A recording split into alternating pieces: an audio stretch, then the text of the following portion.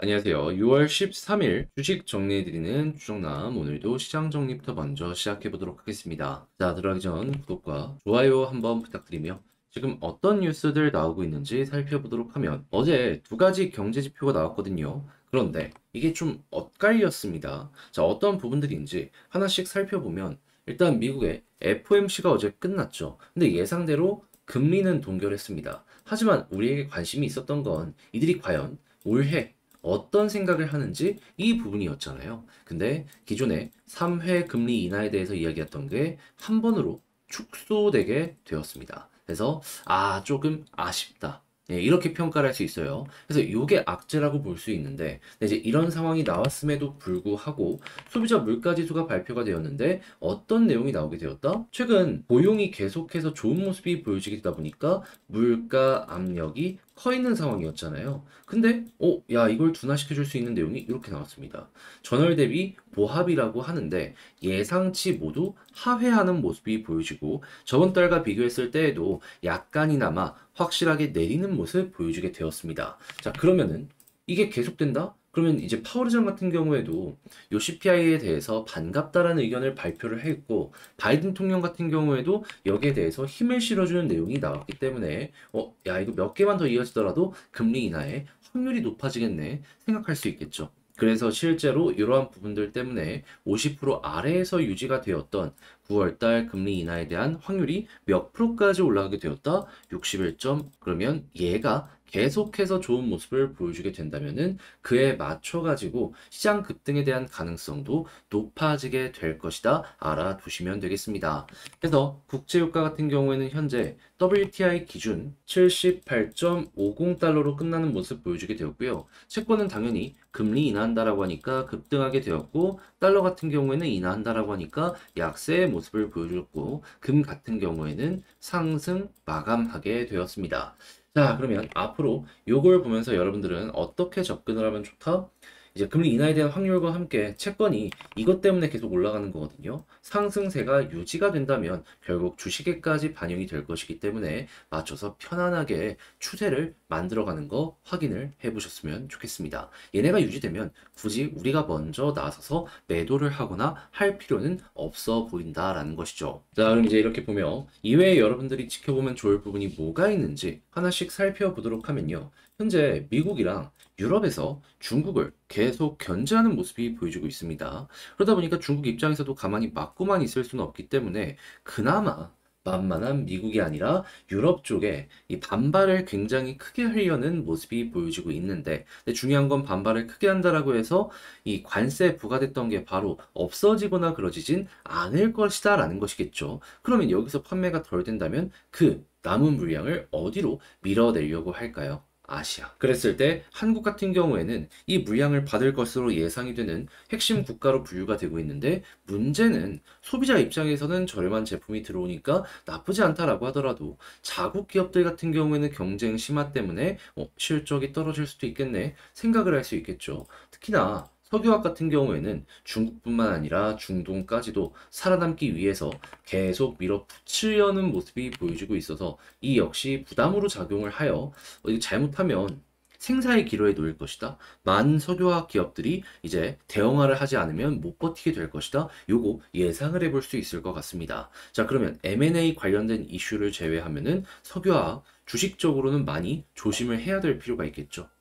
기술력이 담겨 있는 고부가 가치 제품이 아니라면은 여기서 망하는 기업들 분명히 전 생길 거라고 봅니다. 괜히 그 화학 기업들이 2차 전지에 몰빵을 했던 게 아니에요.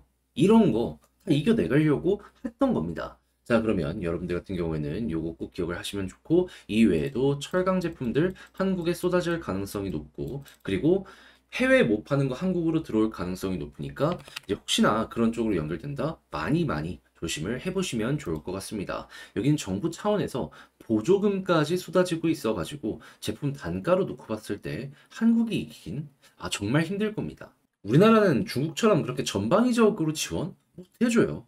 예, 그거는 확실히 경쟁력의 차이로 연결될 수밖에 없을 거예요. 대신에 이런 안 좋은 부분도 있겠지만 AI부터 시작되는 이제 좋아지는 부분들도 계속 보여주고 있는데 일단 이 투자가 계속 들어가고 있는 만큼 이 관련되어 있는 부품 납품하는 한국 기업들 매출 늘어날 것으로 예상이 되고요. 추가적으로 온 디바이스 관련해서도 애플이 이쪽으로 엄청나게 급등하는 모습이 보여주고 있어가지고 한국 쪽 여기 우선 먼저 움직인 전적이 있잖아요. 같이 가게 될 것이다 보시면 되겠습니다. 그 이외에도 AI가 커지니까 전기의 사용량이 증가할 것으로 보여지고 있는데 변압기 공장 현재도 좋은데 앞으로도 좋을 것으로 생각을 하는지 지금 타이밍에 증설을 했다라고 보여주고 있거든요. 좀 길게 이어지게 될 것이다 보시면 되고 그리고 자율주행 같은 경우에도 테슬라를 시작으로 다시 한번 투자를 많이 진행하는 이런 모습이 보여지고 있는데 이 역시도 여러분들이 볼만한 내용 중에 하나가 될 것이다. 알아두시면 좋겠습니다. 자, 그리고 수소. 미국 쪽에서 요즘에 굉장히 시끄러웠는데 유럽 쪽도 계속해서 이거 지원해주는 모습들 보여주고 있죠. 그리고 2차 전지 같은 경우에는 전기차 관련해가지고 금리가 인하가 되는 모습이 보여지게 된다면은 자연스럽게 판매량이 증가할 것으로 예상이 되고 있는 상황이기 때문에 올해 하반기가 좋다는 얘기가 많이 들려오고 있어갖고 이것도 여러분들 알아두시면 좋을 것 같고요. 그리고 AI 관련해가지고 전기 사용량이 증가할 것으로 예상이 되다 보니까 가스 발전에 대한 니즈도 커지게 되어 이에 맞춰서 가스값 급등하는 모습 보여주고 있거든요. 근데 가스가 전기 발전뿐만 아니라 난방에도 쓰이는데 올해 겨울부터 라니냐 때문에 많이 추워지게 될 것이다라는 얘기도 들려오고 있잖아요. 예, 여러분 천연가스는 올 한 해 여러분들을 따뜻하게 만들어줄 수 있는 내용이기 때문에 올라갔다가 떨어진다, 바닥에서 버틴다, 그럼 여러분들은 꾸준하게 지켜보시는 거 괜찮을 것 같습니다. 자, 마지막으로 화장품 관련 부분인데 중국 쪽에 의존되었던 기업들 요즘 화장품 많이 힘들었죠. 하지만 미국과 일본을 뚫으면은 그 모든 것들을 반전시키는 이런 모습 보여주게 되었는데 지금 계속 이야기 나오고 있죠. 그럼 여러분들 화장품 관련된 회사를 보시게 된다면 어느 지역을 공략을 했는지 우선 보시고요. 그런 다음에 이 중국 쪽 같은 경우에도 살아났을 때 시너지를 내는지 보고 만약에 이게 제대로 매출로 연결이 된다면은 그럼 주가 지금도 좋지만 앞으로도 더욱더 좋아지게 될 가능성이 보여지게 될 것이다. 참고를 하셔가지고 이쪽 관련으로도 가격 변화 민감하게 반응을 해보셨으면 좋겠습니다. 자, 이렇게 해서 2월 13일 시장 정리 한번 싹 해봤는데 어떻게 여러분들께 도움이 되었을지 모르겠어요. 잘 보셨다라고 생각을 하신다면 구독과 좋아요 한번 부탁드리고요. 지금 설명드렸던 내용들 같은 경우에는 장 시작하기 전에 텔레그램 공부방을 통해서 이렇게 올려드리고 있는 부분이기 때문에 같이 한번 보고 싶다, 공부할 수 있는 내용들도 참고해보고 싶다 생각을 하신다면 영상 소개란에 있는 링크 클릭하시고 입장을 해서 내용 확인해 주시면 되겠습니다. 자, 그러면 개별 종목 살펴보도록 할게요. 자, 제가 이번에 가지고 온 종목은 두산 에너빌리티를 가지고 왔습니다. 자, 일단 가격적으로 또 반등하나 싶었는데 오늘 힘 빠지고 있죠. 아쉬운데 일단 어떤 부분이 좀 큰 역할을 했는지 우리가 현재 위치에서 지켜보면 좋을 부분 뭐 있는지 살펴보도록 할 테니까 일단 들어보시고 도움 된다면 구독 그리고 좋아요 한번 꼭 눌러주시면 감사드리겠습니다. 일단 시장의 분위기는 제가 시장 정리에서 말씀드렸던 것처럼 이 CPI가 잘 나오면서 약간 풀렸죠. 근데 두산이 왜 여기에 잘 못 따라가는 모습이 보여지고 있냐. 어제 이 반등은 미국의 SMR 관련된 내용이 큰 역할을 했거든요. 근데 SMR 어떻게 됐죠? 뉴스케일 파워 올라갔다가 조정 나왔다. 물론 장외 시장에서 2.84% 올라가긴 했지만 떨어진 게 조금 크다 보니까 여기에 영향을 받아서 두산도 같이 조정이 나온 게 아닐까 싶어요. 자, 그래서 좀 아쉽다라고 생각할 수 있긴 한데 그래도 바닥이 잡히려는 모습이 보여주고 있잖아요. 그리고 SMR 쪽 다시 한번 짚어보도록 하면 일단 미국에서 마이크로소프트 주도로 첫 번째 SMR 현재 착공 들어섰고 그리고 요거 잘 되면은 당연히 후속들 계속 이야기 들려오게 될 테니까 자연스럽게 두산 에너빌리티의 SMR 공장에 대한 기대감 커지게 될 것이고 그리고 지금 체코 원전 관련해서 6월달 본격적으로 경쟁을 진행하는 모습이 보여지고 있는데 한국에서 여기 대비해서인지는 모르겠지만 8년째 봉사 활동을 진행했다 뭐 이런 얘기까지 들려오고 있거든요. 앞서 나가는 모습이 보여지게 된다면 요거는 지금 나오는 건 한 기지만 향후 3기까지 늘어날 수 있다. 뭐 30조에 대한 이야기가 나오고 있어가지고 이것도 이제 먹을 게 굉장히 많은 상황이다. 이렇게 두 가지로 관련 내용을 생각을 하시면서 보시면 좋을 것 같습니다. 자, 그리고 체코 끝나면 폴란드, UAE, 그리고 그 이외에도 유럽에서 원전 건설에 대해서 니즈를 피력한 국가들이 많기 때문에 거기에 대한 일정도 공개될 수 있겠죠. 자, 그랬을 때 이걸 한국이 팀 코리아로 가져보게 된다면 주기기에 대한 독점 납품 업체는 두산 에너빌리티이기 때문에 두산이 여기에서 가장 큰 걸 먹어갈 수 있을 것이고요. 두산이 배제가 된다고요? 그럴 수가 없는 게 이 기술력 자체를 가지고 있는 국가가 전 세계에 그렇게 많지가 않고요. 한국에서는 유일하게 두산만이 이 기술력을 가지고 있습니다. 그러니까 뭐 단가를 후려칠 필요도 없고 일거리 가지고 오면은 적정한 가격으로 납품만 하면 된다? 이렇게 우리는 생각을 하면 그만이다라는 거죠. 그러면 당연히 돈이 되겠죠. 자, 그럼 이제 이런 상황에서 원전 말고도 또 지켜볼 수 있는 게 뭐가 있는지를 생각해 보면 좋은데 지금 이 부산 카자흐 에너지 사업 손잡는다 뭐 이런 얘기 들려오는 거 있어요. 근데 이제 노후 화력 발전소를 현대화시키는 여기에 좀 힘을 많이 실을 것이다라는 이야기가 들려오고 있거든요. 근데 두산이 이쪽으로도 되게 강점을 가지고 있는 게 있어가지고 야, 이 발전 관련해서 단위도 굉장히 크기 때문에 먹을 게 많이 생긴다. 일단 첫 번째 보시면 되고 그 다음은 수소 생태계. 미국은 물론이거니와 한국에서도 계속 푸시하고 있죠.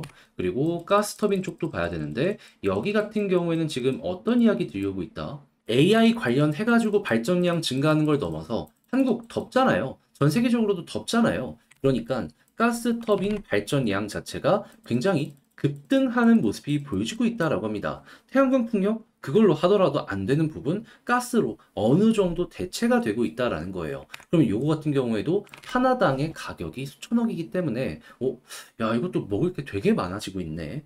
그리고 이제 해상풍력 같은 경우에도 해외에서 한국을 좀 비난하는 이런 이야기들이 들려오고 있어가지고 솔직히 이게 단가가 안 맞긴 합니다. 한국이 땅이 좁아가지고 그래도 투자할 가능성은 높아지게 될 것이기 때문에 여기에 따른 해상풍력 1등 사업자라는 위치가 향후 기대감을 키우는데 큰 역할을 하게 될 것이다 라는 것도 같이 보시면 괜찮을 것 같네요. 자, 이렇게 해서 뭐가 됐든지 간에 일단 다 대응을 할 수 있는 게 준비가 되어 있다 보니까 지금 조금 아쉽더라도 관련 후속 내용이 나오게 된다면 잘 맞춰가시면 되겠는데 이때 이제 수급과 지지라인을 살펴보면 수급은 제가 항상 말씀드리는 게 뭐죠? 외국인 들어오는 게 베스트다. 근데 오늘 좀 나가고 있습니다. 그러면 외국인 마이너스가 앞으로 계속되면 연기금 등등이 설령 들어온다라고 하더라도 시간적으로 좀 길어질 수 있다는 건 감안을 하시면서 보시면 될 것 같고요. 대신에 외국인이 컴백하면 또 한 번 기대감은 올라오게 되겠습니다.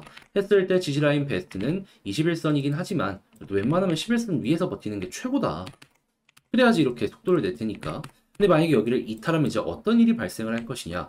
볼린저 상단 찍고 중앙선 이탈하면 볼린저 하단까지 간다. 지금 많이 올라오긴 했어도 60을 언저리까지 이렇게 자리 잡는 모습은 보여주게 될 거거든요. 근데 요만큼 빠지게 되면 이거 좋게 좋게 볼 수는 없잖아요. 그래서 웬만하면 21선 위에서 버티는 게 베스트고 조금 더 넉넉하게 본다라고 하더라도 이전에 저점 여기까지다.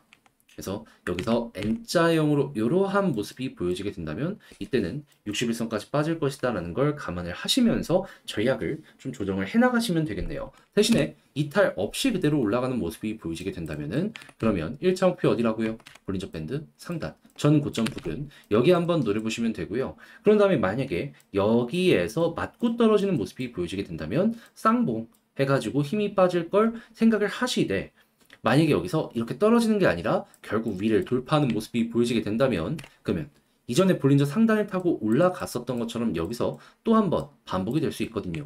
그때는 추세 이탈 안 한다면 조금 더 끌고 가는 식으로 두산 에너빌리티 지켜보시면 되겠습니다. 그리고 나서 이제 위에 저항 매물대가 어디 쌓여 있는지를 살펴보게 된다라고 한다면 이제 23,500원부터 물려있는 이들이 있기 때문에 여기 가까워지게 되면은 하방에 대한 압력 받게 될 것이다. 대신 여기마저도 외국인과 함께 소화하게 된다면은 그러면 돈을 써서 소화한다는 것이기 때문에 또 이렇게 끌려 올라갈 수 있잖아요. 추가적으로 이렇게 노력 한번 해보시면 좋겠습니다. 근데 무엇보다도 체코 관련된 이슈가 아직 남아있는 게 있어가지고 그 전까지는 한번 수급만 괜찮다면은 끌고 가보는 거 저는 괜찮다라고 봅니다. 자, 그래서 제가 지금 설명드린 것들 잘 참고를 해보셨으면 좋겠는데, 이걸 글로 쓰면서 영상 마무리까지 총정리 한번 해보도록 하면은, 일단 첫 번째, 나오는 뉴스를 봤을 때, SMR의 하락이 오늘의 부담으로 연결되는 것 같다. 근데 장외에서 올라가고 있으니까, 요거 확인한 다음에 만약에 반등한다? 그럼 내일 두산을 기대해 보시면 좋고, 그런 상황에서 이외에 수소 말고도 가스, 그리고 풍력 등등에서 좋은 소식이 들려오고 있으니까, 혹시나 여기에도 괜찮은 내용들이 들려오게 된다면 이 역시 주가 상승에 기대감 갖게 만드는 부분이다 보시면 되고, 수급은 외국인 위주, 지지라인 베스트는 20일 위인데 최고는 11선 위다. 그리고 여기에서 만약에 쭉 올라가는 모습이 보여지게 된다면 1차 목표는 볼린저 밴드 상단인데, 여기를 만약에 돌파한다면 23,500원 부근까지 노려보도록 하자. 다만 여기를 맞고 떨어지게 된다면 쌍복. 이때는 추세가 좀 이렇게 되거나 아니면 이렇게 꺾일 수 있다는 건 잘 알아두셔야 되겠습니다. 그래서 두산 에너빌리티 핵심적인 부분들 정리를 끝내봤는데 어떻게 여러분들께 도움이 되었을지 모르겠어요. 잘 보셨다라고 생각을 하신다면 구독과 좋아요 한번 부탁드리고요. 전 다음에 더 좋은 영상으로 다시 인사드리겠다라고 말씀드리며 주식 정리해드리는 주정남이었습니다. 여러분들 모두 오늘 하루도 좋은 하루 되시고요. 덥네요. 더위 조심하세요.